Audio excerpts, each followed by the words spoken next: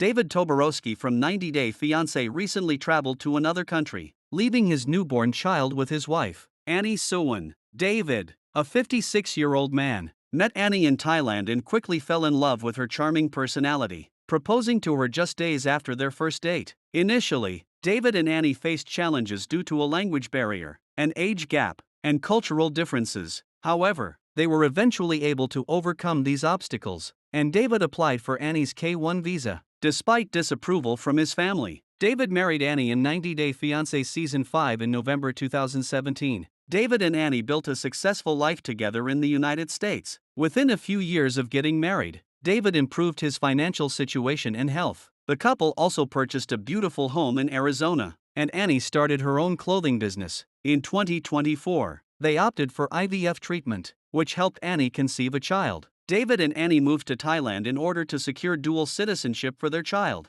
Over the past few months, rumors have circulated that David and Annie, along with their newborn daughter, Minthira, plan to stay in Thailand permanently and may not return to the United States. Recently, David surprised his followers when he flew to another country, leaving his wife and baby girl behind in Thailand. In June 2025, he traveled to Manila, Philippines. David posted several photos with his co-stars, Rose Vega and Faith Gadak Tulad, sparking curiosity among his fans about his reason for visiting that country. Fortunately, David didn't keep his fans in the dark for long. In another post, he revealed the real reason for his trip to the Philippines. He explained that he was in Manila to obtain a social security number for his daughter, Minthira. After his recent trip to the Philippines, David proudly shared on social media that his daughter now holds both a US passport and a Thai passport. Following this exciting news, he expressed his satisfaction with his fruitful visit to Manila, stating, "All that I set to accomplish has been done and now to get back to Thailand."